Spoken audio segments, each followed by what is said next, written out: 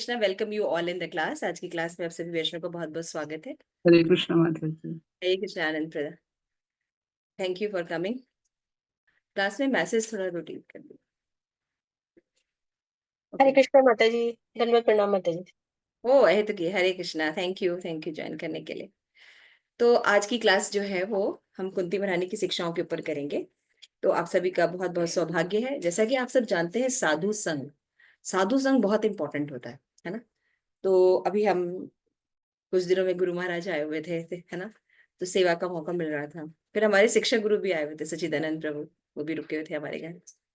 सो उन्होंने जो कुछ एसेंस बताए हमें, तो वो हम चाह रहे थे कि आप लोगों से थोड़ा सा शेयर करें, है ना। तो वो आज कह रहे थे कि कलयुग में जो भक्ति हो रही है उसमें क्या हो रहा है कि लोग सीखते हैं। पहले पहले तो बहुत उत्साह रहता है भक्ति में। फिर वो सीखते हैं कि नाम जप करना है, भगवान के अंश हैं, हमें भगवान की भक्ति करनी है ना, चैंटिंग करनी है, शास्त्र पढ़ने हैं। लेकिन फिर शुरू शुरू में उत्साह होता है, उसके बाद फिर क्या उत्साह होता है, जैसे अभी हो रहा है है ना। उत्साह जो है धीरे धीरे कम होने लगता है। और साथ में एक चीज होता है कि जैसे कि जो सर्वेंट्स होते हैं, लीडर होते हैं, वो क्या करते हैं, जैसे शास्त्र में पढ़ाते सिद्धांत हैं, लेकिन उन सिद्धांतों का जब प्रैक्टिकल जीवन में पालन करना होता तो वो करते हुए दिखाई नहीं देते, है ना। ये बहुत ज्यादा हो रहा है। तो इसलिए उन्होंने कहा कि दोनों लोगों का एक ही कहना था, जैसे महाराज भी यही कह रहे थे कि जब हम अपनी साधना अच्छी नहीं रखते, और ये किसी को दिखाने की जरूरत नहीं है, क्योंकि भगवान देखते हैं, है ना। और साधना से क्या होता है, अपने आप सिद्धि रहती है। तो महाराज वही बता रहे थे कि जब हम अपनी 16 माला करते हैं और गृहस्थ हैं तो अपने घर में कुछ मंदिर बनाए हैं, है ना। उस मंदिर को जरूर उनके पास बैठना चाहिए और हरि नाम करना चाहिए। सबसे बढ़िया यज्ञ है ना। हरि नाम करना चाहिए, भगवान का भोग बनाना चाहिए। करना जब व्यक्ति शुरू करता है, स्पेशली जो महाराज बहुत चिंतित हैं कि गुरु महाराज के बहुत से डिसाइपल्स हैं, लेकिन they are not connected to any Shiksha program. तो क्या कर रहे हैं, हाँ हम अपने घर में माला कर लेते हैं, हम अपने घर में सब कर लेते हैं, फिर धाम चले जाते हैं और फिर वृंदा चले जाते हैं, फिर यहाँ घूम लेते हैं, वहां घूम लेते हैं, ये सेवा कर लेते हैं, वो सेवा कर लेते हैं। तो महाराज का कंसर्न था, इससे प्रोग्रेस नहीं होती है। गुरु महाराज ने जो शब्द बोले थे वो बोले थे कि गधा भी सेवा करता है। सारा दिन गधा काम करता है, सभी एनिमल से सबसे ज्यादा काम गधा करता है। लेकिन भक्त जो होते हैं, स्पेशली कृष्ण भक्त और गौड़िया वैष्णव संप्रदाय और स्पेशली इस्कॉन, महाराज बोल रहे थे, महाराज ने कहा कि वो बुद्धिमान होते हैं, क्योंकि बुद्धिमान लोग इस्कॉन ज्वाइन करते हैं, कोई नॉर्मल व्यक्ति नहीं ज्वाइन कर सकता। तो महाराज कह रहे थे कि बाकी जगह आप देखिए, लोग उनसे प्रश्न बोलते हैं ना कि कितने कितने लोग जुड़ते हैं। आप देखिए लाखों की संख्या में कोई प्रवचन, प्रेमानंद महाराज हैं और भी रविशंकर जी हैं, कोई बहुत से जो हमारे लोग हैं, उसमें बहुत लोग आते हैं, है ना, लाखों की संख्या में लगते हैं। लेकिन इस्कॉन में बहुत कम लोग आते हैं, है ना। तो गुरु महाराज ने कहा कि आलू बाजार, भिंडी बाजार में लोग ज्यादा आते हैं जब आप मार्केट में सब्जी खरीदने जाइए तो क्या होता है, आलू बाजार और भिंडी बाजार में लोग नहीं, सब्जियों के मार्केट में आपको कितने लोग दिखेंगे। और हीरे के मार्केट में जिसके पैसा होगा ना, औकात होगी खरीदने की, वो हीरे वाले की दुकान पे चढ़ेगा। सीधी सी बात है ना। आपको वहां पे भीड़ दिखती है, बहुत कम लोग रहते हैं, है ना। तो वही गुरु महाराज कह रहे हैं कि इस्कॉन में जो हरि नाम है, ये हरि नाम हीरा को तो तुलना ही नहीं की जा सकती, कोहिनूर से भी तुलना नहीं है, वो तो चिंतामणि है। इसको खरीदने के लिए इंटेलिजेंट लोग आते हैं, बुद्धिमान लोग आते हैं, और किसी तरह से आप लोग कनेक्टेड हो गए समाओ आप लोग कनेक्टेड हो गए। तो क्या करना चाहिए, हमें समझना चाहिए कि हमारे बहुत भाग्य है, क्योंकि आप लोग खुद फर्क देख रहे होंगे। हाँ, जैसे आप लोग जब भक्ति करते हैं नॉर्मल, है ना, जाते जाते करते हैं, और जब इस्कॉन में भक्ति कराई जाती है, दोनों में अंतर लगता है। तो प्रभु क्या अंतर लगता है आपको, बताइए। तो वो रिचुअल बना हुआ था कि मंदिर जाना है, हनुमान जी को करना है। हाँ हाँ, एक जो था ना कि तत्व ज्ञान लगा लो, और कनेक्टिविटी कितनी थी भगवान से, मतलब एक डर वाली बात रहती थी। हाँ, और कुछ मांगने वाली बात रहती थी। जी जी, हाँ मन्नत मांगने की, ये पूरा हो जाए तो ये कर देंगे, वो कर देंगे बस। हाँ हाँ हाँ हाँ हाँ। और अनुराग प्रभु, आपको क्या डिफरेंस लगता है जब आप इस्कॉन में तत्व ज्ञान लेकर भक्ति कर रहे हैं और बाहर भक्ति कर रहे हो? बाहर बाहर जो भक्ति करते थे उसमें और इसमें काफी डिफरेंस लगता है। इसमें तो फील करते हैं, जैसे मतलब एक्चुअल लगता है एक्चुअली कि हम भगवान से जुड़ रहे हैं, ऐसा लगता है। ऐसा लगता है। लेकिन वहां पे ऐसा था कि जैसे हम मंदिर में जाते थे और धार्मिक मतलब अंदर से भावना तो थी पहले से ही, इसमें तो कोई डाउट नहीं, लेकिन कनेक्टिविटी जो आप कह रही हैं वो बिल्कुल सही कह रही हैं, उतनी मतलब उतना connect संबंध नहीं ज्ञान कर नहीं पाते था, थे। है ना, भगवान से संबंध हम फील नहीं करते थे। यस राजेश्वरी, क्या फील करते हो? पहले यही रहता था कि हाँ डील वाला था ना, वो सच्चाई प्रभु जी बहुत टाइम यूज करे business deal business dealing, yes yes, तो ठाकुर जी को चुना नहीं वर्किंग रिलेशन होता है वो और एक हार्ट टू हार्ट रिलेशन होता है। नहीं होता था कुछ तो अरे देखो भगवान ने ऐसा कर दिया, हाँ। एक ना वो भगवान को एक देने मतलब होता है ना कि मांगने का जरिया बना रखा है। हाँ कनेक्टिविटी तो बिल्कुल नहीं थी जैसा हाँ, आपको हाँ, यहाँ पे फील होता है। मतलब हमारे व्यवहार में चेंजेस नहीं आते थे, हमारी इंद्रिय तृप्ति में चेंज नहीं आते। क्यों माता जी, आप बताइए शकुंतला माता जी, नाम सही बोल रहे हैं ना? हाँ जी, पहले ये होता था हम जैसे करते रहे करना है, अब मन से करते हैं, पहले दिखावा ज्यादा होता था। अभी आजकल के भी खानी है, नवरात्रे आ गए, अब ये दशहरा आ गया, रामनवमी आ गई। और जो हरि नाम कर रहे हैं आपको क्या क्या लग रहा है, कुछ अंतर लग रहा इसमें है? अच्छा लग रहा है, अच्छा लग रहा है, ज्यादा मन खुश कनेक्टिविटी, होता है। ज्यादा आत्मा से फीलिंग हाँ अच्छी लगती है। जी। तो मैं आपकी जानकारी के लिए बता दूं कि शकुंतला माता जी ने भी कोर्सेज कर लिए हैं, है ना, आईडीसी डीटी वर्शिप कोर्स किया है, 75% इनके मार्क्स आए हैं। तो इनके लिए हम हरि बोल बोलेंगे, हरे कृष्णा कृष्णा कृष्णा हरे हरे, हरे राम राम राम हरे हरे। तो ये चेंजेस आते हैं क्लासेस अटेंड करने से, है ना। माता जी अभी 16 राउंड करने लगे हैं, है ना। तो आप वैष्णव लोग देखिए, आप वैष्णव लोग कितने इंपॉर्टेंट हैं, जो दीक्षित भक्त हैं, है ना। आप लोग के इसलिए मैं बोलती हूँ एटलीस्ट जुड़िए, है ना। हम आप लोग मेरी स्ट्रेंथ हैं। आप लोग अगर भक्ति में नहीं जुड़ते हैं तो कितने नए लोग जो जुड़ते हैं ना, वो कब भक्त बन रहे हैं पता भी नहीं चलता, है ना। तो थैंक यू, आप सभी वैष्णव की कृपा से माता जी कर रहे हैं और वो बहुत जल्दी दीक्षा भी लेंगे, ठीक है। और मेघा कैसा चल रहा है आपको? आपको क्या अंतर दिखाई देता है जब आप इस्कॉन से जुड़ते थे और पहले भक्ति करते थे, दोनों में अंतर लग रहा है आपको? अभी मतलब पहले कुछ पता नहीं था, जस्ट वही था जो डीलिंग वाली माता जी की बात बोली, मतलब कोई दुख आ जाता तो जाते थे मंदिर में। लेकिन अब लगता है कि मतलब लगता है जीवन का उद्देश्य क्या है ये पता चला थोड़ा सा। हाँ हाँ तो हाँ, फिर अब लगता है कि हाँ जो मतलब उद्देश्य है उसकी तरफ आगे बढ़ रहे हैं। इस्कॉन से जुड़े तो धर्म ग्रंथों के बारे में पढ़ रहे हैं, जैसे आप पढ़ाती हैं, वो सब कभी पढ़ा ही नहीं था। कनेक्टिविटी, अब ज्यादा संबंध हाँ, ज्ञान आपको ज्यादा अच्छा लगता होगा। हाँ, भगवान कौन है, हमें क्यों भक्ति करनी चाहिए, ये सब कैसे भक्ति करनी चाहिए, है ना। और हमारे जीवन में, हमारे थॉट्स में परिवर्तन आता है। सबसे बड़ी बात कि हम कौन है, हम कौन है, यस। नहीं पता होता कि एक फेक आइडेंटिफिकेशन। हाँ हाँ हाँ, अब कम से कम थोड़ा बहुत पता है कि हम है कौन, क्या पोजीशन है। यस। आनंद प्रदा, आप बताइए आपको क्या चेंजेस लगते हैं? भाई पहले भी आप भक्ति करते होंगे। माता जी पहले तो कर्मकांड ही होते थे, भक्ति तो नहीं होती थी।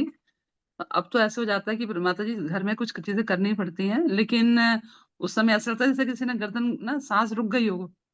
मतलब समझ आता है कि अ, अब आपकी कृपा से, वैष्णव की कृपा से और गुरु महाराज की इतनी कृपा है कि अगर अपने नियम जो हमें आपने बोले हैं, जो हमें करना चाहिए, अगर वो ना हो तो हम जैसे मैं क्या बोलूं कि अ, जैसे जल के बिना मछली तड़पती है ना, ऐसे तड़पन हाँ, होती है, ऐसे तड़पन होती है। ऐसे ये तड़पन मतलब उसमें होती है। समझ में आता है, जैसे हम जब भूख लगी है, शास्त्र बोलता है जब भूख लगी है तो अगर आप खाना खाई तो क्या होगा, तुरंत तुष्टि और पुष्टि दोनों साथ में आ जाती ना। उसको क्या एक्सप्लेन करने की जरूरत है? नहीं, खाते ही पता चल जाता है कि हमको स्वस्थ हो गए। उसी तरह भक्ति करते करते करने से हमारे अंदर जो तुष्टि पुष्टि अपने आप आने लगती है। एक फेस और हार्ट का कनेक्शन दिखाई देता है भक्तों के। जैसे आप लोग कितने सुंदर लगने लगे, आप लोग को पता नहीं चल रहा है, हम देख रहे हैं ना।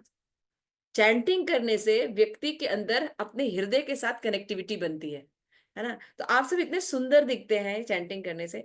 अमाया हमारे साथ नया है, जुड़े हैं, आप ज्यादा अच्छा बता पाएंगे, हाउ डू यू फील? हरे कृष्णा माता जी। ठीक है। मतलब जैसे मैं मुझे ना एक एक और आधा साल हो गया है चैंटिंग करते हुए। उससे पहले मतलब मुझे बहुत ज़्यादा ही ऐसे ही अजीब-अजीब चीज़ों में टेस्ट आता था। बट जैसे ही चैंटिंग करी 1 महीने में ही मेरा सब कुछ मतलब चेंज होने लग गया था। सारा जो भी टेस्ट होता था ना बाहर की चीज़ों का, अनियन, गार्लिक, फिर मैंने तुलसी माला ले ली तो वो भी छूट गया। तो मतलब ऐसा लगा कि पहले जो था वो सब मैं नहीं छोड़ पाती, बट जॉब की वज़ह से हायर टेस्ट मिलने की वज़ह से सारे टेस्ट अपने आप फीके लगने लग गए। तो चैंटिंग में काफ़ी पावरफुल है।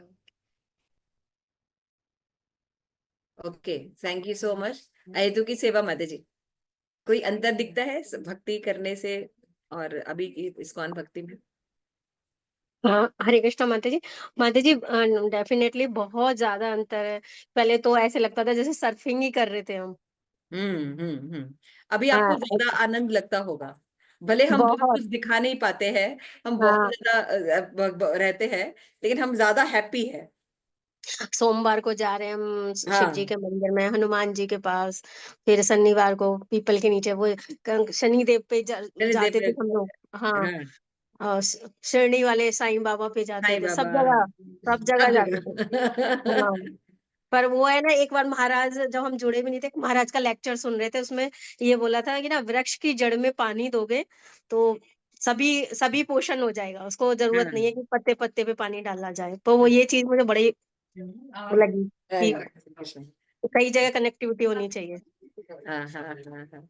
Thank you so much. तो देखिए, आप सभी वैष्णव का लगभग एक ही राय है कि जब हम इस्कॉन से जुड़ते हैं या किसी परंपरा से जुड़ते हैं और भक्ति करते हैं उसमें, और बिना परंपरा के जब हम भक्ति करते हैं, उन दोनों में बहुत अंतर होता है ना? तो इस तरह से हम देखते हैं कि हम लोग बहुत भाग्यवान हैं कि हम लोग एक अच्छी परंपरा के साथ भक्ति कर रहे हैं। तो आज उसी भक्ति में आप देखते होंगे कि श्रीमद् भागवतम, भगवद गीता में क्या डिफरेंस है ये हमने देखा, और हम कुंती महारानी की शिक्षाएं जो है वो पढ़ रहे हैं। ये बुक्स ले लीजिए आप लोग, सॉरी, ठीक है। और बाकी माता जी यहाँ पे दिखा रहे हैं स्क्रीन पे कुंती महारानी की शिक्षाएं, ठीक है। आपको कहाँ से तो अभी हम प्रेयर्स करेंगे, प्रेयर्स करने के बाद अपनी क्लास शुरू करते हैं। नमः ओम विष्णुपादाय कृष्ण प्रेष्ठाय भूतले श्रीमते भक्ति वेदांत स्वामिन इति नामिने नमस्ते सारस्वती देवे गौरवाणी प्रचारिणे निर्विशेष शून्यवादी पाश्चात्य देश तारिणे जय श्री कृष्ण चैतन्य प्रभु नित्यानंद श्री अद्वैत गदाधर शिवासादि गौर भक्त वृंद। हरे कृष्णा कृष्ण कृष्ण हरे हरे, हरे राम राम राम हरे हरे। हरि बोल अद्वैताचार्य बोलो।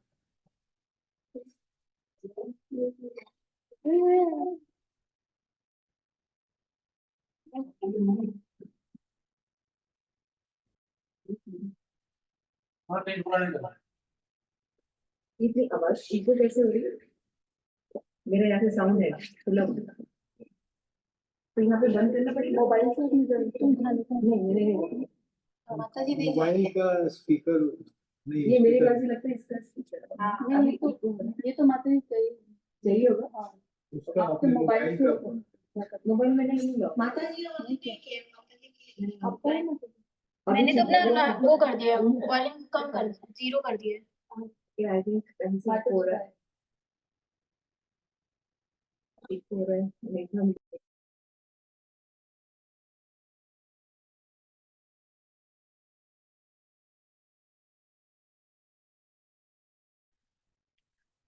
ठीक है, अभी आवाज आ रही होगी आई थिंक सबकी, सबके पास, ठीक है। तो हम अभी 26 श्लोका पर श्रीमद् भागवतम के आए। तो हम लोग एक बार देख ले कि कुंती महारानी ने क्या कहा पिछले श्लोका में, कि भगवान आपके प्रति मेरा स्नेह जुड़ जाए, है ना, और बाकियों से मेरा बंधन कट जाए, है ना, विष्णु से और पांडवों से। और कैसा मेरा बंधन आपके साथ लगे, जैसे नदियां जो है सागर की तरह निरंतर प्राकृतिक रूप से दौड़ती हैं बिना बाधा के, उसी तरह से जो मेरा मन है वो क्या करे, निरंतर जो है वो क्या करे, कहा जाए, बिना बाधा के भगवान की ओर जुड़ जाए। तो भगवान से अगर मांगना है कि भगवान से जुड़ जाए मन, भगवान से भक्ति करे, तो उसके लिए भी प्रार्थना करनी पड़ती है, क्योंकि अपने से भगवान की भक्ति हम प्राप्त नहीं कर सकते। तो हमको लगता है हाँ हाँ दुख आएगा, आता है, हम स्नेह बंधन तोड़ लेंगे। नहीं, स्नेह बंधन भी हम नहीं तोड़ सकते। है ना। स्नेह बंधन के कारण हम यहाँ पे हैं। लड़ाई हो जाने से स्नेह बंधन नहीं खत्म हो जाएगा, अंदर तक है वो, कई जन्मों का वो संग है। तो स्नेह इतनी जल्दी खत्म नहीं हो सकता है। इसके लिए भी भगवान से प्रार्थना करनी चाहिए, और भगवान में मन लगे, भगवान में भक्ति हो, इसके लिए भी भगवान से प्रार्थना करनी पड़ती है, तब आप भक्ति कर सकते हैं। इसीलिए श्लोक क्या बोला गया है, मूकम करोति वाचाला पंगुम लंघयते गिरिम यत् कृपा तत् अहम वंदे श्री गुरु दीन तारणम परमानंद माधव। है ना, गूंगा व्यक्ति बोल सकता है, ये है गुरु की कृपा। लंगड़ा व्यक्ति पहाड़ चढ़ हिमालय लांघ सकता है ना। और जो मूर्ख व्यक्ति है वो शास्त्र पढ़ सकता है। तो ये गुरु कृपा होती है, गुरु की कृपा से ये सब हो सकता है, भगवान की कृपा से, गुरु की कृपा से ऐसा होता है ना। तो हम लोग जैसे जो कलयुग के लोग हैं, वो भी स्त्री है हम तो, है ना, बिल्कुल ही मंद बुद्धि। हम लोग शास्त्र पढ़ रहे हैं, और कौन से शास्त्र पढ़ रहे हैं, गीता और श्रीमद् भागवतम, और उसके तत्वों को जो समझ रहे हैं, है ना, तत्वों को समझ रहे हैं, जो कि बड़े बड़े लोग नहीं समझ पाते, है ना। इतने इतने स्कॉलर लोग रहते हैं, लेकिन जब वो बात करते हैं तो उसके सिद्धांत से पता चलता है कि उनको नॉलेज बिल्कुल नहीं। हम लोग में कितने आराम से हम लोग बोलते नहीं, कृष्णा वो भगवान है, देवी देवता वो उनके प्रतिनिधि है ना। तो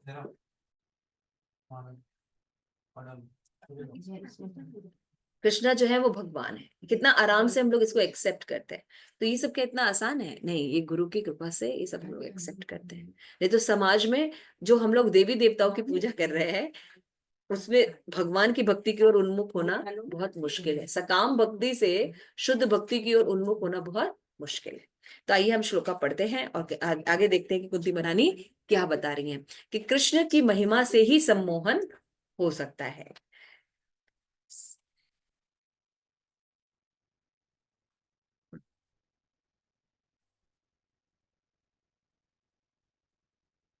अब बता रही हैं कि कैसे भगवान जो है धर्म की स्थापना करते हैं, असुरों का विनाश करते हैं, और जो धर्मात्मा लोग होते हैं उनको स्टैब्लिश करते हैं।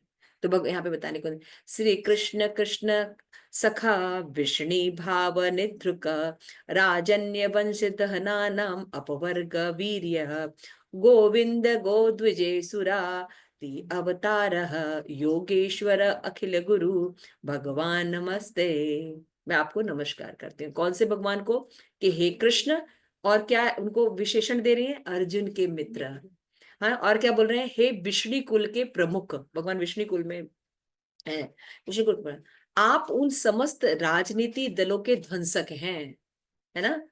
किसके राजनीतिक दलों के ध्वंसक हैं? जो इस धरा पर उपद्रव फैलाते हैं, है ना। आजकल हम देख रहे हैं ना कि कितना रेवोल्यूशन चल रहा है। आज भी भारत में देख सकते हैं, या पूरे विश्व में देख रहे हैं कि राजनीतिक क्रांति बहुत ज्यादा चल रही है ना, उथल पुथल काफी हो रहा है ना। तो जो भगवान जब आते हैं तो क्या करते हैं? सही नेता स्टैब्लिश करते हैं, और जो गलत होते हैं उनको मार देते हैं। क्यों? क्योंकि वो उपद्रव समाज में फैलाते हैं। ये कुंती महारानी बता रही हैं।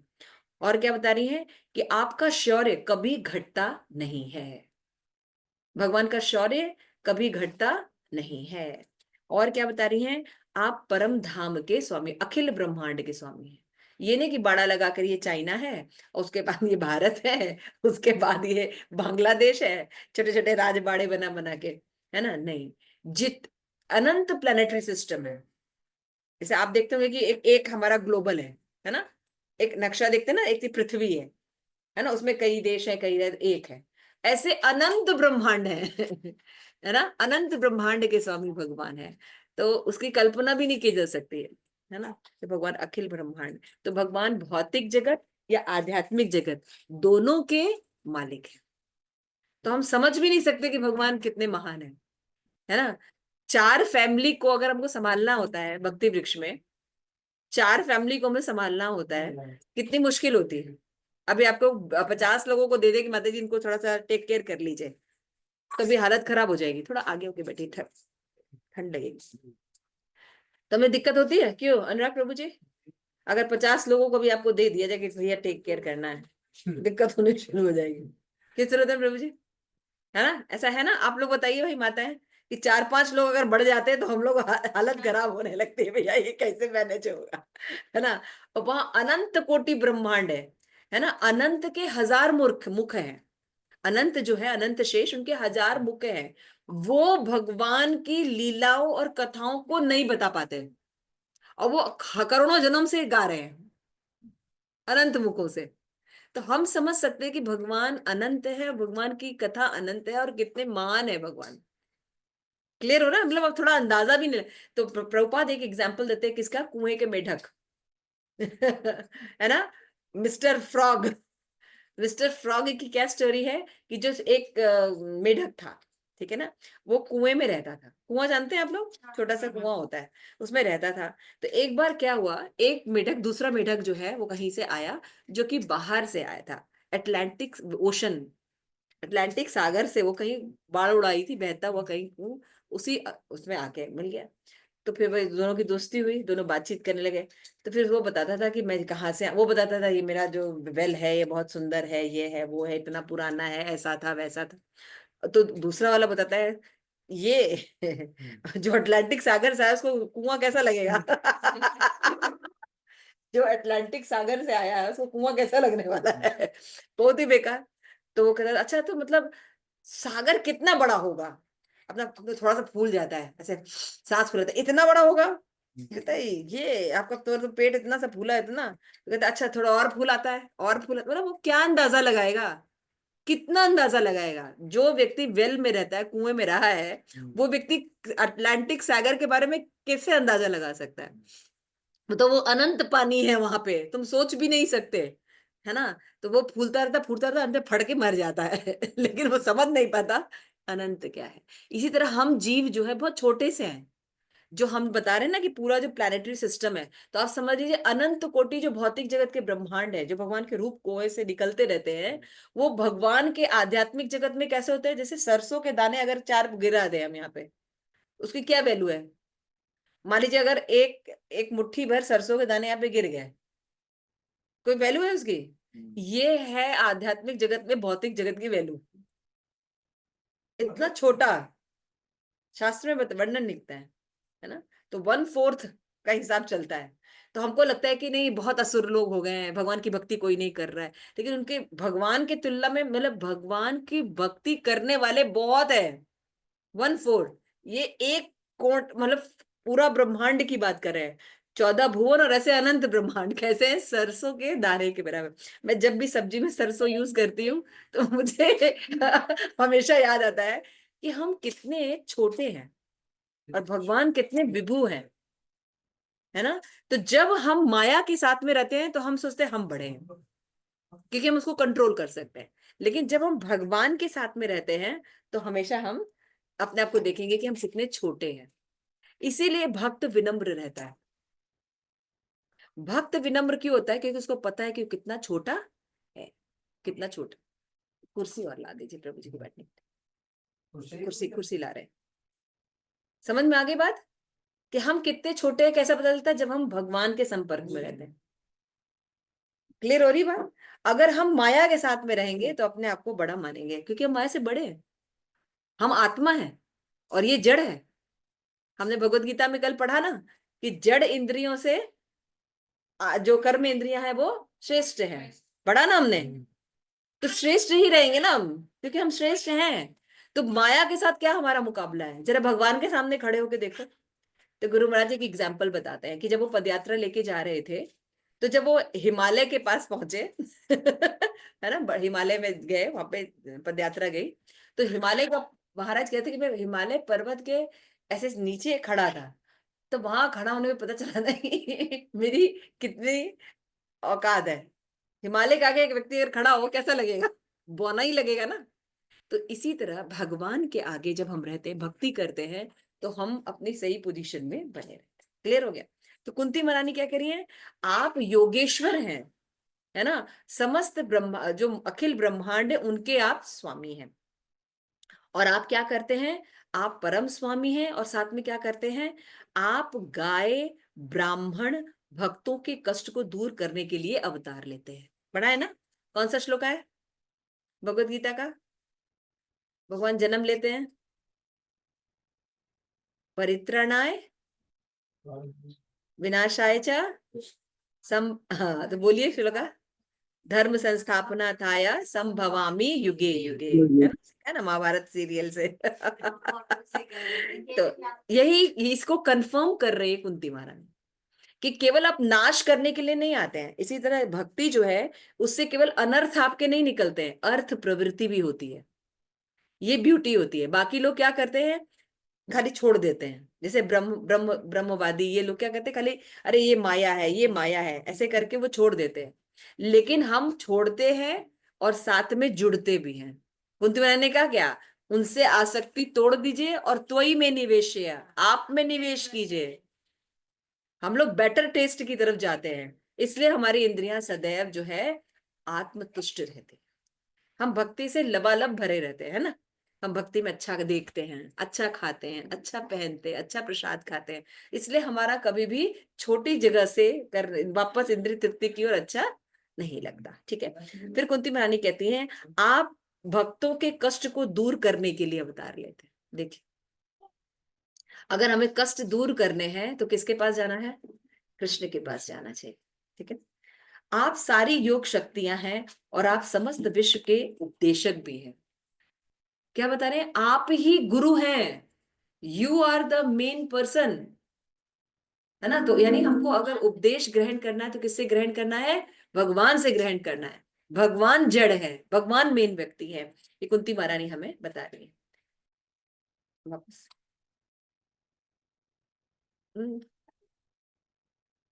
Last line.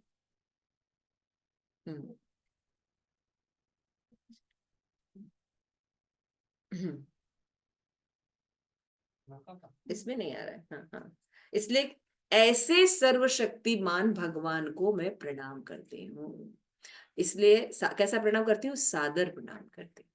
क्या क्या गुण बताए भगवान के, कि आप जितने राजनीतिक दल है जो उपद्रव करने वाले उनका नाश करते हैं। साथ में आप क्या करते हैं, आपका जो शौर्य है, आप जो दिखाते हैं शौर्य, वीरता दिखाते हैं, ऑपुलेंस दिखाते हैं, वो कभी घटता नहीं है। तीसरी बात बताइए, आप ही परम धाम हैं और आप ही सबके स्वामी हैं।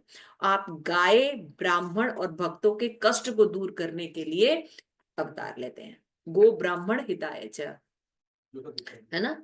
और आप ही क्या है, सारी योग शक्तियां हैं, आप में ही सारी योग शक्तियां हैं। जिसको प्राप्त करने के लिए काली की पूजा करते, ये करते, वो काला जादू होता है ना। काला जादू होता है जो दूसरों को दुख पहुंचाने के लिए होता है। लेकिन एक सफेद जादू भी होता है, पता है आपको। एक व्हाइट मैजिक भी होता है, एक ब्लैक मैजिक होता है, सुना है आपने, उसमें कष्टों का दर्द। लेकिन व्हाइट मैजिक के बारे में जानते हैं आप, वो श्रीमती राधा रानी धारण करते हैं। जैसे नजर उतारना, जानते हैं, उसमें सब लोग जानते हैं, किसी को शुद्ध करने के लिए भी कुछ टोटके किए जाते हैं, है ना। बच्चा दूध नहीं पीता तो ऐसे करते हैं, आप देखते होंगे कई ऐसी चीजें हम लोग करते हैं। तो इसकी ऑस्पिशियस, इसको कहते हैं व्हाइट जादू। ये भी सब लोग नहीं कर पाता है ना, नजर हर के हाथ से नहीं उतरती है ना। ऐसी कई चीजें होती हैं जो ऑस्पिशियस, वो प्रे करते हैं, कुछ ऐसा करते हैं, धुआं करते हैं, ऐसा कुछ करते हैं कि वो एक एटमॉस्फेयर क्रिएट होता है जिससे कि वृद्धि होती है। तो ये व्हाइट जादू कौन क्रिएट करती है, श्रीमती राधा। ये ऑस्पिशियस लाती हैं, है ना, जाती हैं जहां पे। तो जितनी भी योग शक्तियां हो सकती हैं, है ना। जैसे लोग उल्टा सीधा गणे ये करके वो करके किसी के घर में वो करते हैं, है ना, भूत प्रेत कर देते हैं। लेकिन जब नरसिंह यज्ञ होता है ना, नरसिंह भगवान की, आज हमारे यहाँ नरसिंह यज्ञ हुआ, बहुत ही सुंदर फीलिंग, इतना सुंदर, ऐसे पूरा वातावरण, स्मेल इतनी सुंदर महक रही है ना, उसका जो धुआं है, इतना इतना सुंदर ऑस्पिशियस भाव लग रहा था। और करने के बाद ही हमारे घर में सारी तुलसी के पौधे लगे, वो करे, तो इससे लग रहा था कि भगवान ने दूर किया विघ्न को और मेरी भक्ति लता को फिर से स्टैब्लिश किया, है ना। तो फिर से रेजिनेट महसूस कर रहे हैं। और उसके पहले ही वैष्णवाज आए, महाराज आए, सच्चिदानंद प्रभु जी आए, जो कि इम्पॉसिबल था, है ना। तो वो पवित्र करके गए घर में, है ना। तो हम फील कर रहे हैं वो पवित्रीकरण, है ना। और वही पवित्रीकरण आपको साधु संग में ये सब चीजें पता चलती। तो क्या क्या है, योग शक्ति है और समस्त विश्व के उपदेशक आप है, ऐसे सर्व शक्तिमान ईश्वर। देखिए, भगवान के बारे में जब गुण जानेंगे ना तो शंका नहीं होगी। कभी दुख आएगा तो लगेगा भगवान कुछ कर नहीं रहे हैं, कुछ हो नहीं रहा है। लेकिन कुंती महारानी का अगर ये प्रेयर जानेंगे कि भगवान क्या क्या कर सकते हैं, तो क्या हमें शंका होगी या भय होगा? निर्भय होके घोषणा कर दो कि मेरे भक्तों का नाश नहीं होता। बेफिक्र होके आप भक्ति कीजिए, निश्चित भगवत धाम जाएंगे, क्योंकि प्रोसेस बहुत अच्छा है। तो ऐसे भगवान को सादर प्रणाम कर। तो जब हमें किसी को प्रणाम करना चाहिए तो इसका मतलब क्या है, उसके लक्षणों को भी, गुणों को भी जानना चाहिए। तो जो प्रणाम होता है वो अलग प्रणाम होता है। आप देखिए कुंती रानी को शुरू से देखिए, फर्स्ट श्लोका से, है ना, जब भी बोल रही लक्षण बता के प्रणाम कर रही हैं। लेकिन क्या हम अपने डीटीज को जब प्रणाम कर रहे हैं या राधा गोविंद को प्रणाम करते हैं? जानते नहीं है, इसलिए भक्ति का एहसास नहीं है। तो आप लोग जब अब जाइए राधा गोविंद के मंदिर या अपने घर में डीटीज को प्रणाम कीजिए, कहीं आप वही भगवान है ना, आप वो भगवान है जो सब विघ्नों को नाश कर सकते हैं, सब योग शक्तियां दे सकते हैं। आपके हम अंश हैं। कृपया मुझे अपनी सेवा में लगाइए, मुझे बुद्धि दीजिए कि हम सही से हरे कृष्ण महामंत्र की चैंटिंग कर सके और सही से भक्ति कर सके। हरे कृष्णा कृष्ण कृष्ण हरे हरे, हरे राम राम राम हरे। ऐसे भगवान को प्रणाम है। क्लियर हो रहा है? प्रणाम करना केवल प्रणाम करना नहीं होता, प्रणाम करने का मतलब होता है ज्ञान से प्रणाम करना। तो जो कितने 26 श्लोका बोले हैं अभी तक, 26 श्लोका पर हम लोग हैं, और कुंती महारानी एक के बाद एक बताया ऐसे भगवान को प्रणाम करना है, ऐसे भगवान को प्रणाम करना है, ऐसे भगवान को, है ना। नमः पंकज नाभाय, नमः पंकज मालिने, नमः पंकज नेत्राय, नमः पंकज जाग्रय। ऐसे भगवान को नमस्कार करना है ना। तो इस तरह से हम देखते हैं कि कुंती महारानी जो है रिवील आउट कर रही है, और आज के कह रही है क्यों नहीं सम्मोहन हो आपसे, आप सर्वशक्तिमान है, इसलिए मैं आपकी शरण ग्रहण कर रही हूं, और आपके बिना कुछ हो नहीं सकता, इसलिए आप हमें छोड़कर मत जाइए। क्लियर हो रहा है? समझ में आ गए? आइए पढ़ते हैं थोड़ा एक एक पैराग्राफ। ये सुरतम प्रभु जी फर्स्ट पैराग्राफ पढ़िए। ये श्रीमद् भागवतम का 43 श्लोक हम पढ़ रहे हैं। क्लियर है? ऑनलाइन किसी का कोई प्रश्न तो नहीं? ठीक है, ओके, यस, लाउडली। यहाँ पर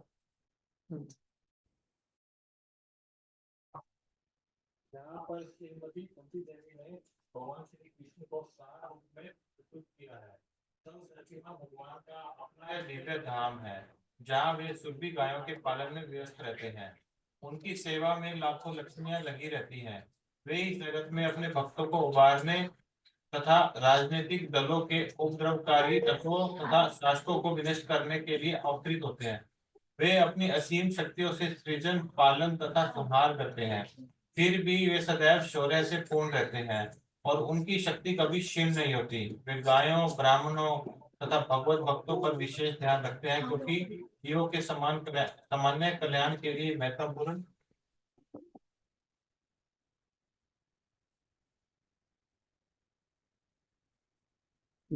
कारक है।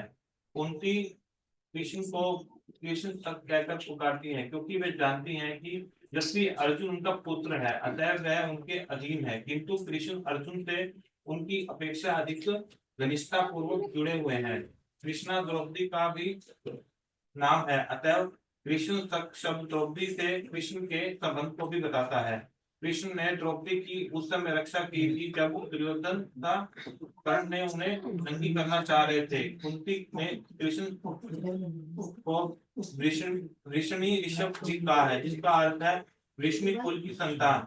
क्योंकि कृष्ण वृष्णि कुल से उत्पन्न हुए थे, इसलिए यह कुल प्रसिद्ध बना।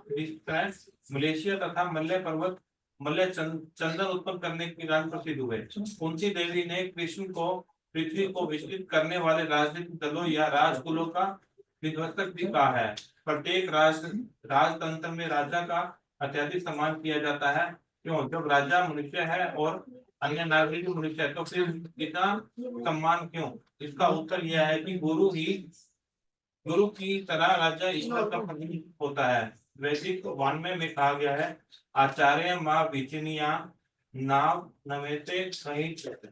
गुरु को सामान्य व्यक्ति नहीं मानना चाहिए। इसी तरह राजा या राष्ट्रपति भी सामान्य व्यक्ति नहीं होता। संस्कृत भाषा में राजा को नरदेव कहा जाता है, जिसका अर्थ है मनुष्य के रूप में ईश्वर। उसका कर्तव्य कृष्ण के ही जैसा होता है। जिस तरह ईश्वर ईश्वर परमात्मा एक सर्वोच्च जीव है तथा और अन्य जीवों का पालन करता है, उस तरह राजा राज्य में सर्वोच्च नागरिक होता है और अन्य के कल्याण के लिए उत्तरदायी होता है। जिस तरह हम जीव है उसी तरह कृष्ण या ईश्वर भी जीव है। कृष्ण निर्विशेष या निरंकार नहीं है, क्योंकि हम सभी व्यष्टि हैं और हमारा ज्ञान तथा ऐश्वर्य सीमित है। अतएव निर्विशेषवादी इस विचार से सहमत नहीं हो पाते। सब कारणों के कारण रूप आदि ब्रह्म भी पुरुष हो सकता है, क्योंकि हम सीमित हैं और ईश्वर असीम है। अतः मायावादी या निर्विशेषवादी अपने अल्प ज्ञान के कारण सोचते हैं कि ईश्वर को निर्विशेष होना चाहिए। वे भौतिक उपमा का सहारा लेते हैं। जिस तरह आकाश जिसे हम असीम मानते हैं निर्विशेष है, उसी तरह जैसे ईश्वर असीम है तो हमें निर्विशेष। उसे भी निर्विशेष होना चाहिए। Thank you so much. ये सदताचार्य प्रभु नेक्स्ट पढ़िए। किंतु यह वैदिक शिक्षा नहीं है। वेद ये शिक्षा देते हैं ईश्वर पुरुष, कृष्ण पुरुष है और हम भी पुरुष हैं। किंतु अंतर यह है कि वे पूज्य है और हम पूजक। राजा या राष्ट्रपति पुरुष होता है और नागरिक भी पुरुष होते हैं, किंतु अंतर इतना ही हो सकता है कि राष्ट्रपति या राजा महापुरुष होता है जिसका सम्मान किया जाना चाहिए। तो इतने लोग किसी एक व्यक्ति की पूजा क्यों करें? क्योंकि वह एक व्यक्ति अन्यों का भरण करता है। एको भवनाम यो विद्याति कामान। ईश्वर एक है और हम अनेक, किंतु उनकी पूजा की जाती है क्योंकि वह सबों का भरण करता है, भोजन तथा जीवन की अन्य आवश्यकताओं की पूर्ति करने वाला होता है। हमें जल चाहिए, अतः ईश्वर ने जल के सागरों की व्यवस्था की जिसमें लवण मिला रहता है, जिससे जल का संरक्षण होता है। फिर हमें पेयजल चाहिए, अतः ईश्वर की व्यवस्था समुद्र का जल सूर्य की धूप से भाप बनकर होता है। जरा देखिए कि किस तरह ईश्वर हर एक की आवश्यक वस्तु प्रदान करता है। सामान्य जीवन में भी हम राज्य के पास ऊर्जा विभाग, विद्युत विभाग, दल कार्य विभाग होते हैं। क्यों? क्योंकि हमें इन्हीं सुविधाओं की आवश्यकता पड़ती है, किंतु ये व्यवस्थाएं गौण है। सर्वोपरि व्यवस्था तो ईश्वर है। ईश्वर ही मूलतः उष्मा प्रकाश का जल प्रदान करता है। हमारे कुओं तथा जलाशयों को पूरित करने वाला वर्षा जल ईश्वर द्वारा ही प्रदत्त है। अतः ईश्वर आदि पूर्ति करता है। ईश्वर बुद्धिमान पुरुष है जो जानता है कि हमें ऊर्जा, प्रकाश, जल आदि की आवश्यकता होती है। जल के बिना हम अन्न नहीं उपजा सकते। यहाँ तक कि जो लोग मांस खाते हैं वे भी ईश्वर की व्यवस्था के बिना ऐसा नहीं कर सकते, क्योंकि यह मांस पशुओं से मिलता है जिन्हें घास की जरूरत होती है। इस तरह भोजन प्रदान करने वाला ईश्वर ही है। फिर भी हम उनके प्रति विद्रोह करते रहते हैं। दुख शब्द विद्रोह का सूचक है। जो मूढ़ जन ईश्वर के नियम के विरुद्ध जाते हैं वो विद्रोही हैं। राजा का कर्तव्य है कि वह कृष्ण या ईश्वर के प्रतिनिधि के रूप में भूमिका निभावे, अन्यथा नागरिकों से इतना सम्मान पाने का उसे अधिकार कहाँ है? पहले हर देश में राजतंत्र था, किंतु जब राजाओं ने ईश्वर के विरुद्ध विद्रोह किया और उनके नियमों का उल्लंघन किया तो संसार के सारे राजतंत्र प्राय लुप्त हो गए। राजाओं ने सोचा कि उनके साम्राज्य उनकी निजी संपत्ति है। उन्होंने सोचा मेरे पास इतनी संपत्ति है, इतना विशाल साम्राज्य है, मैं ईश्वर हूँ, सर्वा हूँ, किंतु वास्तविकता यह है, यह नहीं है। यथार्थ तो यह है कि हर वस्तु ईश्वर की, ईशावास्यम इदं सर्वम। अतएव ईश्वर के प्रतिनिधि को ईश्वर का अत्यंत आज्ञाकारी होना चाहिए, तभी उसका पद वैध होगा। लोभी स्वार्थी राजा उन झूठे गुरुओं के समान होते हैं जो अपने को ईश्वर घोषित करते हैं, क्योंकि ऐसे झूठ गुरु विद्रोही होते हैं, अतः उनका कोई समान पद नहीं होता। गुरु से आशा की जाती है कि वह ईश्वर न बने, अपितु इस भावना या कृष्ण भावना का विस्तार करके ईश्वर के अत्यंत विश्वस्त सेवक की तरह कार्य करें। विश्वनाथ चक्रवर्ती ठाकुर कहते हैं, साक्षात्धरित्वेन समस्त शास्त्र, सारे शास्त्रों का कहना है कि गुरु का सम्मान भगवान के ही समान किया जाना चाहिए। इस तरह यह विचार कि गुरु ईश्वर तुल्य होता है भोंडा नहीं है।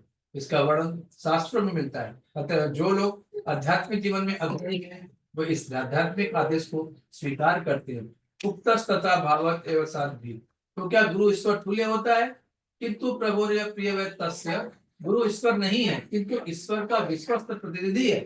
अंतर उतना ही है जितना सेव्य भगवान तथा सेवक भगवान में होता है। गुरु ईश्वर है और कृष्ण ईश्वर है, किंतु कृष्ण सेव्य भगवान है और गुरु सेवक भगवान होता है। Thank you so much Krishna. Yes Anurag प्रभु जी। मायावादी जन इसे नहीं समझ सकते। वे सोचते हैं क्योंकि गुरु को ईश्वर के रूप में स्वीकार किया जाना है और चूंकि मैं गुरु हूँ अतएव मैं ईश्वर बन चुका हूँ। यह विद्रोह परक है। जिन्हें ईश्वर ने पद दिया है किंतु जो उन्हीं की शक्ति को छीन लेना चाहते हैं, जो उनके वश में नहीं है, वे विद्रोही मूढ़ तथा धूर्त हैं, उन्हें दंडित होना चाहिए। इसलिए कुंती देवी कहती हैं कि अवनी ध्रुग राजन्य वंश दहन, आप उन धूर्तों का वध करने आते हैं जो विद्रोह करके आपके पद के दावेदार बनते हैं।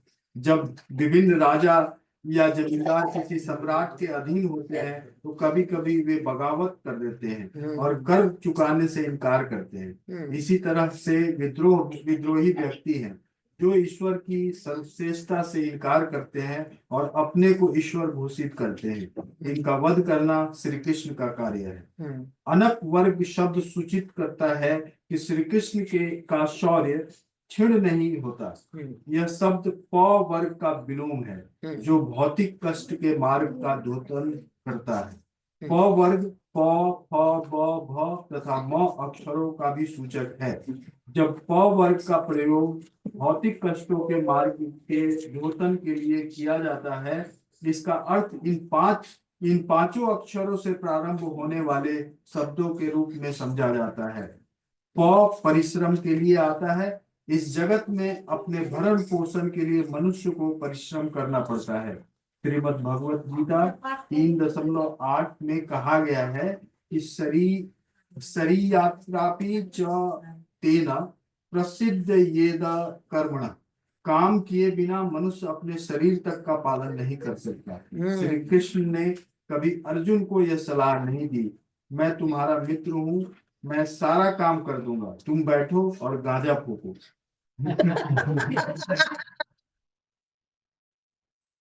क्योंकि प्रभुपाद के शिष्य विदेशी थे ना। श्री कृष्ण हर काम कर रहे थे, फिर भी उन्होंने अर्जुन से कहा तुम्हें लड़ना चाहिए। नहीं, अर्जुन ने श्री कृष्ण से यह कहा आप मेरे महान मित्र हैं, अच्छा हो कि आप युद्ध करें और मुझे बैठकर गांजा फूकने दें। नहीं, नहीं, यह कृष्ण भावनामृत नहीं है। ईश्वर भावना भावित व्यक्ति यह नहीं कहता कि हे ईश्वर आप मेरे लिए हर कार्य कर दें और मुझे गांजा फूकने दें। उल्टे इस भावना भावित व्यक्ति को ईश्वर के लिए कार्य करना चाहिए। यदि वह ईश्वर के निमित्त कार्य न भी करे तो उसे कार्य करते रहना चाहिए, क्योंकि कार्य के बिना अपने शरीर का भी पालन पोषण संभव नहीं है। इसलिए यह संसार परिश्रम करने के लिए बना है। एक बात समझ में आ रही है? कितनी बड़ी बात श्री प्रभुपाद ने कही है। इसीलिए आप देखते होंगे इस्कॉन में प्रभुपाद ऐसा कोई चमत्कार करके कुछ इस्टेब्लिश इस्कॉन नहीं बना दिए, संघर्ष किए है ना। खाली जाने में 2 हार्ट अटैक हुआ है, कितना साल 65 एज में जाने को मिला उनको, पूरे समय उनको प्रचार, कितना संघर्ष, जबकि छोटी सी सिद्धि से सब काम हो सकता था, है ना। लेकिन प्रभुपाद ने करके दिखाया, करना है, एक एक काम किया जाता है, प्रचार किया जाता है, तब आपको लोग मिलेगा। एक एक काम करना पड़ता है। तो ये नहीं कि हाँ आप बस बैठे रहिए घरों में, सब भगवान कर देंगे और आप बैठ जाइए आराम से, कभी नहीं होता। गाजा पीछे। राजेश्वरी आगे पढ़िए। पशुओं को राजा होते हुए भी, पशु का राजा होते हुए भी सिंह को जंगल में अपने शिकार की खोज करनी पड़ती है। कहा जाता है न ही सुप्तस्य सिंहस्य प्रविशन्ति मुखे मृगा। सिंह को यह नहीं सोचना क्योंकि मैं जंगल का राजा हूँ अतः मैं तो सोने जा रहा हूँ, सारे पशु मेरे मुंह के भीतर चले आएंगे। यह संभव नहीं है। आप भले ही सिंह हो किंतु आपको अपना भोजन खोजना होगा। इस तरह अत्यंत शक्तिशाली होते हुए भी सिंह को अपने भोजन के लिए दूसरा पशु पाने के लिए उद्योग करना पड़ता है। इसी तरह इस जगत के हर व्यक्ति को अपना जीवन बनाए रखने के लिए कठिन परिश्रम करना चाहिए। फेनिल को बताता है जिसका अर्थ है फेल, कठोर परिश्रम करते समय। परिश्रम को इंगित करता है। हो गया पहले परिश्रम, अब इस तरह परिश्रम को इंगित करता है, तो तब फेनिल को इंगित करता है। ये वर्ड लिखी है मेरी शायद नई बुक में थोड़ा परिश्रम आ चुका है। हाँ, मेरे ख्याल से ना नई बुक में ना थोड़ा अच्छे से कर रहे हैं। मेरी नई बुक है ना, आपकी पुरानी होगी। कठोर परिश्रम करते समय घोड़े के मुख से फेन निकलता है। इसी तरह मनुष्य को भी कठिन परिश्रम करना चाहिए, किंतु ऐसा श्रम व्यर्थ है। भ शब्द से यही सूचित होता है। भ से भय का सूचक है। इतने कठिन परिश्रम के बाद भी मनुष्य डरता रहता है कि हो सकता है कि उसकी इच्छा अनुकूल बातें न बने। शरीर का स्वभाव है वह खाने, सोने, संभोग करने और भयभीत रहने में व्यस्त रहता है। आहार, निद्रा, भय, मैथुनश्च। यद्यपि मनुष्य को उत्तम भोजन मिल सकता है, किंतु उसे विचार करना चाहिए कि कहीं अधिक तो नहीं खा रहा जिससे वह बीमार पड़ जाए। इस तरह भोजन करने में भी भय लगा रहता है। पक्षी भी खाते समय इधर उधर ताकता है और भयभीत रहता है कि कहीं कोई शत्रु न आ रहा हो। और सारे जीवों के लिए हर वस्तु का अंत मृत्यु में है। म अक्षर से सूचित होता है मृत्यु। इस तरह प वर्ग और इसके घटक अक्षर प, फ, ब, भ, म परिश्रम, फेलिल, व्यर्थ, हताश, भय और मृत्यु को सूचित करते हैं। इसे ही प वर्ग अर्थात भौतिक कष्ट का मार्ग कहते हैं, किंतु अप वर्ग इसका विलोमार्थी है। आध्यात्मिक जगत का जहाँ न तो परिश्रम है, न फेल, न हताशा, न भय और न मृत्यु। इसी तरह कृष्ण अन पवर्ग वीर्य कहलाते हैं, क्योंकि वे आध्यात्मिक जगत का मार्ग दिखलाते हैं। लोग इन 5 प्रकार के कष्टों को नहीं क्यों भोगते हैं? क्योंकि उन्हें भौतिक शरीर मिला है। शरीर ग्रहण करते ही चाहे वह राष्ट्रपति हो या सामान्य व्यक्ति, देवता या मनुष्य, कीट या ब्रह्मा, उसे कष्ट झेलना पड़ेगा। यही संसार है। इसलिए कृष्ण मनुष्य को अपवर्ग का मार्ग, इन कष्टों से छुटकारा दिखाने के लिए आते हैं, और जब कृष्ण यह मार्ग दिखाएं तो हमें स्वीकार कर लेना चाहिए। कृष्ण स्पष्ट शब्दों में कहते हैं, मेरी शरण में आओ और मैं तुम्हें अपवर्ग प्रदान करूंगा। अहम त्वाम सर्व पापेभ्यो मोक्षयिष्यामि, मैं तुम्हें संरक्षण प्रदान करूंगा। कृष्ण के पास वह शक्ति है जिससे वे इस गारंटी को पूरा कर सकते हैं। कुंती देवी कृष्ण को गोविंद कहकर पुकारती हैं, क्योंकि वे गौओं और इंद्रियों दोनों को आनंद प्रदान करने वाले हैं। गोविंदम आदि पुरुषम तमहम भजामि। गोविंद या कृष्ण कहते हैं, लोगों को यह नहीं सोचना चाहिए कि ब्रह्मा, विष्णु तथा शिव सभी वस्तुओं के उद्गम हैं। कृष्ण कहते हैं, अहम आदि देवानां, मैं देवताओं का भी उद्गम हूँ। इसलिए हम बारंबार कहते हैं कि हम अन्य किसी की नहीं बल्कि आदि पुरुष की पूजा करते हैं। गोविंदम आदि पुरुषम तमहम भजामि। जब कुंती गोद्विज, सुराधिति और तार कहकर प्रार्थना करती हैं, तो गोविंद या कृष्ण गौओं, ब्राह्मणों और भक्तों की रक्षा करने के निमित्त इस जगत में अवतरित होते हैं। इस जगत के आसुरी लोग गौओं के सबसे बड़े शत्रु हैं, क्योंकि वे हजारों कसाई घर चलाते हैं। यद्यपि निर्दोष गौएं सबसे महत्वपूर्ण भोजन दूध देती हैं, यद्यपि वे मरने के बाद भी जूतों के लिए चमड़ा प्रदान करती हैं, किंतु लोग इतने धूर्त हैं कि वे इन गौओं का वध करते हैं, और इतने पर भी वे इस जगत में सुखी रहना चाहते हैं। वे कितने पापी हैं। गौरक्षा के लिए इतनी दलील क्यों दी जाती है? क्योंकि गाय सबसे महत्वपूर्ण पशु है। कोई ऐसा आदेश नहीं है कि मनुष्य बाघों या अन्य ऐसे ही पशुओं का मांस ना खाए। वैदिक संस्कृति में उन लोगों के लिए जो मांसाहारी हैं, संस्तुति की जाती है कि वे बकरे, कुत्ते, सुअर या अन्य छोटे पशुओं का मांस खाएं। गौओं का मांस ना खाएं, क्योंकि यह सबसे महत्वपूर्ण पशु है। जीवित रहते हुए गौएं दूध देकर महत्वपूर्ण सेवा करती हैं, और मरने पर भी अपनी चाम, खुर, सींग प्रदान करती हैं, जिनका उपयोग नाना प्रकार से किया जा सकता है। इस पर भी वर्तमान मानव समाज इतना कृतज्ञ है कि वे निर्दोष गौओं का वध करता है। इसलिए कृष्ण उन्हें दंड देने आए हैं। कृष्ण की पूजा इस श्लोक से की जाती है, नमो ब्राह्मण देवाय ब्राह्मणिताय जगद्हिताय कृष्णाय गोविंदाय नमो नमः। हे प्रभु, आप गौओं तथा ब्राह्मणों के हितैषी हैं। आप समस्त मानव समाज तथा जगत के हितैषी हैं। पूर्ण मानव समाज के लिए गोद्विज अर्थात गौओं तथा ब्राह्मणों की रक्षा होनी चाहिए। द्विज से ब्राह्मण या ब्रह्म जानने वालों का बोध होता है। जब आसुरी लोग ब्राह्मणों तथा गौओं को अत्यधिक सताते हैं, तो धर्म की पुनः स्थापना के लिए कृष्ण अवतरित होते हैं। भगवत गीता 4.7 भगवान कहते हैं, यदा यदा हि धर्मस्य ग्लानिर्भवति भारत अभ्युत्थानं धर्मस्य तदात्मानं सृजाम्यहम्। हे भरतवंशी, जब भी और जहाँ भी धर्म का ह्रास होता है और अधर्म की प्रधानता होती है, तब मैं अवतार लेता हूँ। वर्तमान युग कलयुग है, जिसमें लोग अत्यंत पापी हैं, जिसके फलस्वरूप भी अत्यधिक कष्ट उठा रहे हैं। इसलिए कृष्ण ने अपने नाम के रूप में अवतार लिया है। यह नाम हरे कृष्ण महामंत्र में पाया जाता है। महारानी कुंती ने भगवान से निज यश की आंशिक व्याख्या करने के लिए प्रार्थना की। उनकी प्रार्थना सुनकर भगवान हंसने लगे। उनकी यह हंसी उनकी योग शक्ति जैसी ही मोहक थी। बद्ध जीव जो इस जगत पर अपना प्रभुत्व जताने के लिए प्रयत्नशील हैं, वे भी भगवान की योग शक्ति से मोहित हैं। किंतु उनके भक्तगण भगवान के यश द्वारा विभिन्न प्रकार से मोहित रहते हैं। इस तरह सारे भक्त चुने हुए शब्दों से भगवान की पूजा करते हैं। भगवान के यश की गणना करने के लिए चुने शब्द अपर्याप्त हैं, फिर भी ऐसी प्रार्थनाओं से संतुष्ट होते हैं जिस तरह पिता अपने शिशु की तोतली बोली से ही तुष्ट रहता है। अतः भगवान मुस्कुराने लगे और उन्होंने महारानी कुंती की प्रार्थनाएं स्वीकार कर ली। देखिए, है ना, तो भगवान जो है वो प्रार्थनाएं स्वीकार करते हैं। तो ये जो आज पढ़ा हमने अंतिम श्लोक है ये कुंती महारानी का, वो है 43। तो यहाँ पे कुंती महारानी जो है, जो बुद्धि बोली है, उनको श्रील प्रभुपाद ने बताया है कि कैसे कृष्ण सखा, है ना, कृष्ण सख का प्रभुपाद बता रहे हैं कि हालांकि अर्जुन कुंती महारानी के पुत्र हैं, लेकिन फिर भी एक विशेष स्थान है उनका, इसलिए अर्जुन के सखा के रूप में उनको बोला गया, है ना। फिर कुंती महारानी ने बताया है कि जितने भी राजनीतिक लोग हैं जो कि उत्पात मचाते हैं, भगवान उनका संहार करते हैं। उसके बाद बताया है कि जो लोग निर्विशेष ब्रह्म की उपासना करते हैं, है ना, उनका भी ज्ञान सीमित हो। साकार ब्रह्म, भगवान साकार है, उनकी उपासना करनी चाहिए।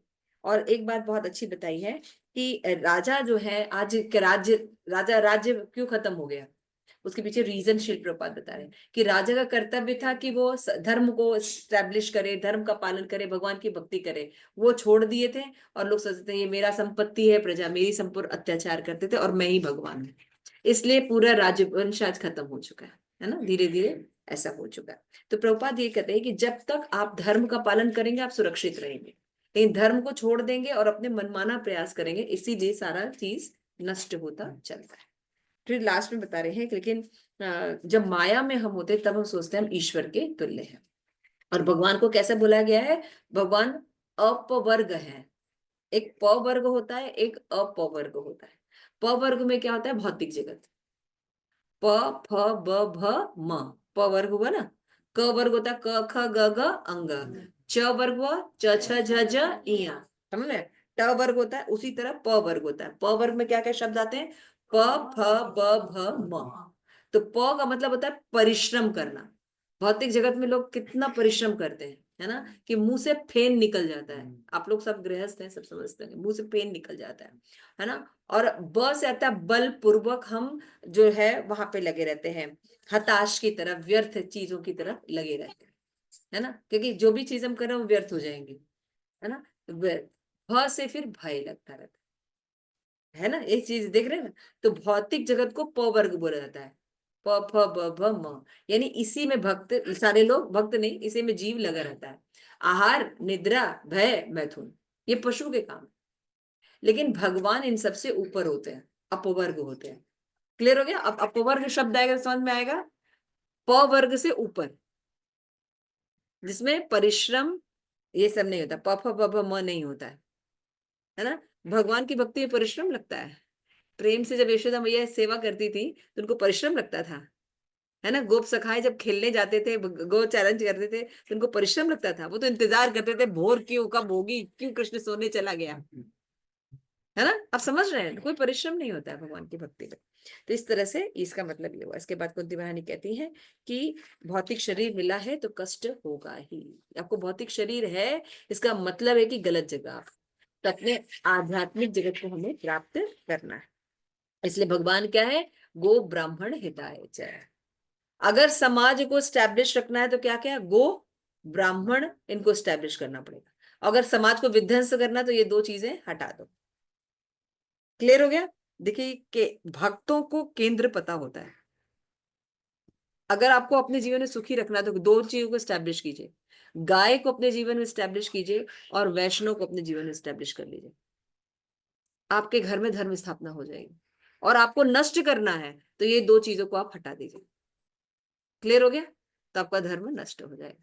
तो भगवान जो है प्रसन्न होते हैं। प्रभुपाद काफी स्ट्रांगली रिकमेंड कर रहे हैं कि हम कितने बदतर जीवन, आपको खाना भी तो लो पशुओं का मांस खाइए, लेकिन लोग गाय को ही क्यों खाते हैं, क्योंकि असुर है ना, क्योंकि उनको ये संस्कृति नष्ट करनी है, इसलिए गो पर प्रहार करते हैं।